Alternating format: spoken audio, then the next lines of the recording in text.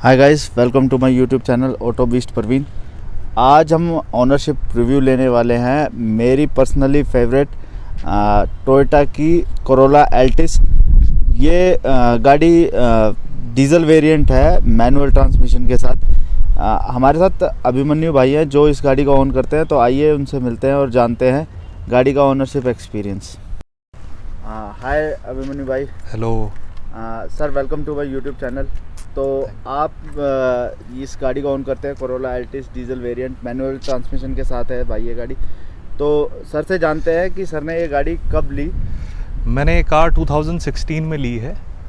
Okay, सो ये गाड़ी आपको कितने की पड़ी थी उस टाइम? ये अप्रॉक्सीमेटली 22 की पड़ी थी और ये टॉप मॉडल है इसका। एंड इससे पहले भी मेरे पास सेम ही कार थी, वो पुरानी हो गई थी इसलिए मैंने चेंज कर ली। उसको अप्रॉक्सीमेटली 3.50 लाख किलोमीटर चलाया था मैंने। 3.5 लाख किलोमीटर आराम से चलाया था उसको मैंने, और उसमें भी मेरे को कोई प्रॉब्लम नहीं हुई थी। ये गाड़ी मैंने फर्स्ट टाइम देखी तो मेरे को पसंद आ गई थी, बोले लेनी है तो फिर वापस यही लेनी है। सर, मैं आपसे ये जानना चाहता हूँ कि आपने पहले भी कोरोला एल्टिस रखी और फिर दोबारा कोरोला एल्टिस ली, तो ऐसा क्या है इस गाड़ी के अंदर जो बार बार कोरोला एल्टिस? ये बात है, देखो, एक तो कंफर्ट की। जब भी मैं लंबी ड्राइव पे जाता हूँ अप्रॉक्सीमेटली 500 से 1000 किलोमीटर, तो मेरे को देखना नहीं पड़ता, आराम से जाता हूँ और एक दिन में आराम से 1000 किलोमीटर कवर कर लेता हूँ मैं इस कार में। और इतने मतलब ये है कि लग्जरियस है। मेरे को कहीं पे भी जाना हो और वापस भी आना हो, अप एंड डाउन करना हो, 500 किलोमीटर जाना 500 किलोमीटर वापस आना, तो मैं एक दिन में आराम से कर सकता हूँ, कोई प्रॉब्लम नहीं आती मेरे को इसमें। क्योंकि आपने दो बार ये गाड़ी रख चुके हो, तो ये तो जाहिर सी बात है कि आप इस गाड़ी से सेटिस्फाइड तो खूब होंगे। जी, 100% सेटिस्फाइड हूँ मैं इससे, 100% सेटिस्फाइड। तो सर भाइयों, पहले तो मैं आपको बता देता हूँ कि ये गाड़ी अब फ़िलहाल अगर आप नई गाड़ी लेना चाहोगे तो कोरोला एल्टिस फ़िलहाल डिसकंटिन्यू हो चुकी हैं। और इस गाड़ी के अंदर उस टाइम में क्या क्या फीचर्स आते थे वो एक बार सर से पता करते हैं। तो सर, इस गाड़ी में फीचर्स की बात करें तो आपको पर्सनली फेवरेट फीचर्स क्या क्या हैं इसके? 6 गियर ट्रांसमिशन है इसमें, 4 सिलेंडर्स हैं, और डीजल में बेस्ट पार्ट ये है इसका एवरेज। इसका एवरेज अप्रॉक्सीमेटली 18 to 22 जाता है। और इसमें मेरे को पेट्रोल और डीजल दोनों चलाई है मैंने, मेरे को कोई ज़्यादा फ़र्क नहीं रखता पिकअप में, सब में। तो मेरे को बेस्ट पार्ट इसका ये लगता है कि आप एवरेज से निकाल सकते हैं अपना, और इसका मेंटेनेंस कॉस्ट बहुत लो है। मतलब इसकी जब भी हम सर्विसिंग कराने जाते हैं तो अप्रॉक्सीमेटली 5 से 6 हज़ार रुपये आती है, जो कि आप कोई सी बड़ी लग्जरियस कार लोगे तो उसमें महंगा बैठेगा। सर, मेरे को डाउट है क्योंकि ये गाड़ी शायद मेरे ख्याल से 1800 सीसी डीजल वेरिएंट के साथ है। 1800 सीसी इंजन के साथ इतना एवरेज नहीं, एक्चुअली इसका जो इंजन कैपेसिटी है दैट इज़ 1400 समथिंग कुछ है, 1465 समथिंग है, तो इसीलिए ये एवरेज ज़्यादा निकाल देती है। और हेवी इंजन है इसका, लॉन्ग टाइम। इवन जो टोयोटा वाले हैं ये कहते हैं कि आप इस इंजन को अप्रॉक्सीमेटली 5 लाख किलोमीटर्स तक चला सकते हो अनडाउटली।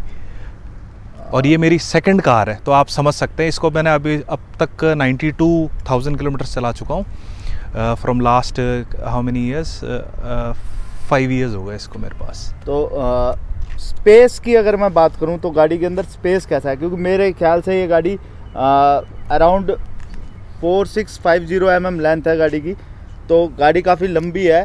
तो अगर स्पेस की बात करूं तो आपको स्पेस कैसा लगता है गाड़ी के अंदर? स्पेस आगे भी बहुत अच्छा है, लेग रूम बहुत अच्छे हैं, पीछे बैठने वाला भी बहुत कंफर्टेबल है, लग्जरियस पूरी सीट है इसकी। आप देख सकते हैं अंदर से कार को। चलिए आपको अंदर दिखाते हैं। अंदर से आपको गाड़ी चुके हैं गाड़ी के अंदर। तो अगर मैं इसके इंटीरियर की बात करूं तो इंटीरियर बिल्कुल means simple and luxurious interior है। तो अभिमन्यु भाई, जैसा कि आप बता रहे थे कि गाड़ी के अंदर स्पेस बहुत ज़्यादा है और दिख भी रहा है कि आपकी हाइट कितनी होगी अभिमन्यु भाई? 6 फीट अभिमन्यु भैया की हाइट है। और अगर फ्रेंड्स आप देख पा रहे हो तो मेरे हिसाब से तो काफ़ी अच्छा खासा स्पेस है पीछे गाड़ी के अंदर। पीछे भी दो सीट्स पर बैठ के बिल्कुल फील आता है कि आप एक लग्जरियस गाड़ी के अंदर। अच्छा, मैं अभिमन्यु भाई आपसे ये जानना चाहूँगा कि आपने ये गाड़ी ली और जिस टाइम आपने ये गाड़ी ली तो ये आपको 20 लाख की पड़ी थी। उस टाइम एक ऑप्शन और आता था, अगर मैं इसी सेगमेंट की बात करूं, होंडा सिविक। हाँ जी। तो होंडा सिविक क्यों नहीं? देखिए, मेरा विश्वास है टोयोटा पे, है ना। ये मेरी तीसरी कार है टोयोटा की, तो मैं प्रेफर टोयोटा को करता हूँ और मैं चला चुका हूँ। होंडा भी चलाई है मैंने, बट मेरे को जो इसमें फील आती है ना, वो उसमें नहीं आती। इतना सेटिस्फाइड हो? हाँ जी, 100%। मैं आंख बंद करके भी अब जो गाड़ी लूंगा वो भी टोयोटा की लूंगा, पक्का 100%। तो बिल्कुल जैसे मैं सुना है और मैं जानता भी हूँ, टोयोटा बहुत रिलायबल है और टोयोटा के कस्टमर टोयोटा छोड़ के कहीं नहीं जाते हैं, वो टोयोटा ही लेते हैं। तो अगर मैं आपसे बात करूँ अभिमन्यु भाई, आपने माइलेज का बताया 24 के अराउंड माइलेज आता है। आपने बताया कंफर्ट लेवल इस गाड़ी का जो आप हजार किलोमीटर चला सकते हो, और सेडान गाड़ियों में होता भी है, इसमें कुछ ज़्यादा ही। अब अगर मैं इसकी बात करूं कि पिकअप और वगैरह कैसा है इस गाड़ी का? पिकअप बहुत अच्छा है, स्पेशली सेकंड 2000 आरपीएम के बाद ये बहुत स्पीड पकड़ती है। जैसे आपने देखा होगा कि ऑप्ट्रा मैग्नम जो पहले आती थी, जिसका पिकअप के लिए बहुत मतलब अच्छी गाड़ी माना जाता था, उसमें क्या होता था, आरपीएम 0 से 1000 आरपीएम में जाने में बहुत सेकंड्स लगाती थी वो।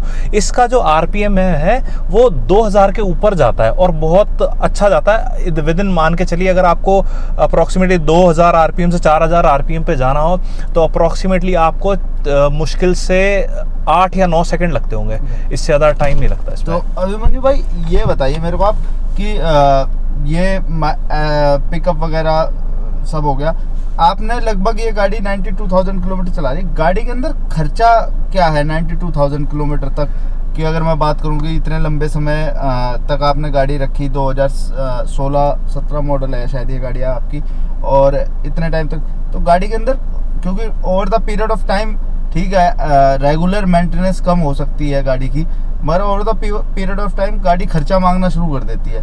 तो ऐसा तो नहीं है कि गाड़ी का बुढ़ापा खराब हो? जी नहीं, बिल्कुल। देखो, मैं फर्स्ट चीज़ बताता हूँ, नॉर्मल क्या, oil change, filter change, diesel filter change, ये रेगुलर है। रही बात अलाइनमेंट जो होता है ना, इस गाड़ी का बिगड़ता नहीं है। जब भी आप अलाइनमेंट करवाने जाओगे ना, व्हील अलाइनमेंट, बैलेंसिंग, तो आपको गाड़ी के सारे चारों टायर आपको बराबर मिलेंगे, हल्का सा फर्क पड़ता। बाकी जो आप गाड़ियां लोगे उनका अलाइनमेंट कराने जाओगे ना तो बहुत आउट हो जाता। इस गाड़ी के साथ ये कोई प्रॉब्लम नहीं आती, इवन ETOs के साथ भी ये प्रॉब्लम नहीं आती। लोग बाग, कई कस्टमर्स मैंने देखे हैं जो जिनके पास ETOs भी है, ऑल्टेस भी है, वो कहते हैं कि 40,000 50,000 किलोमीटर के बाद भी इनका अलाइनमेंट आउट नहीं होता। और ये आपकी ड्राइविंग पे भी होना जरूरी है। अगर आप रैश ड्राइविंग करेंगे तो ये नहीं पॉसिबल है जी।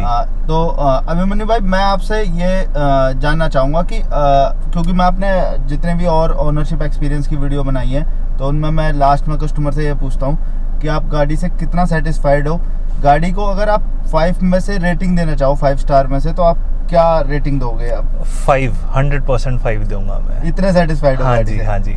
मतलब कोई बोले कि हाँ भाई दूसरी ऑल्टिस लेनी है या दूसरा कोई टोयोटा का प्रोडक्ट लेना है, तभी मैं सेल करूंगा, नहीं तो मैं दूंगा ही नहीं है। तो क्योंकि अब कोरोला एल्टिस तो आपने 2 बार रख चुके हो और कोरोला एल्टिस तो हो गई है बंद। हाँ जी। अब आगे क्या प्लान है? अगर आपको नेक्स्ट गाड़ी, मतलब आज की डेट में, क्योंकि आपने 20 लाख की दी थी, आज की डेट में अगर मैं आपको 20 लाख रुपए दूं और गाड़ी के लेकर आऊं, तो कोरोला एल्टिस तो हो गई है बंद, आप अगली गाड़ी कौन सी लोगे?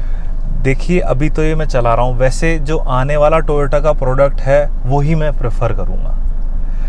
ओके, तो नेक्स्ट गाड़ी भी सेडान ही होगी? हाँ, मे बी सेडान होगी। अगर फर्स्ट गाड़ी तो देखो मैं सेडान रखना चाहता हूँ, बिकॉज मैं क्या अकेला ट्रैवल ज्यादा करता हूँ। क्योंकि बड़ी अगर मैं गाड़ी लूँ तो वो फैमिली वगैरह के लिए ठीक रहे, तो सेडान मेरे लिए बेस्ट है ये। क्योंकि अकेले ट्रैवल करना है तो अननेसेसरी आप इतनी बड़ी गाड़ी लेने से कोई फायदा नहीं है, क्योंकि उसका एवरेज भी कम होगा, मेंटेनेंस भी हाई होगी। तो मेरे लिए बेस्ट कंफर्ट गाड़ी यही रहती है। ओके अभिमन्यु भाई, thank you so much for sharing your experience with us. Okay, thank you very much. Thank you.